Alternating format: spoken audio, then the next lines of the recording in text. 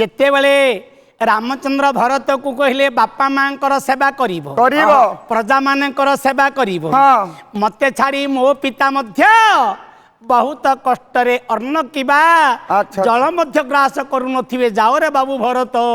राज्य रे प्रतिपालित करी पिता मातांकर सेवा करो गुरु वशिष्ठंकर मध्य सेवा करो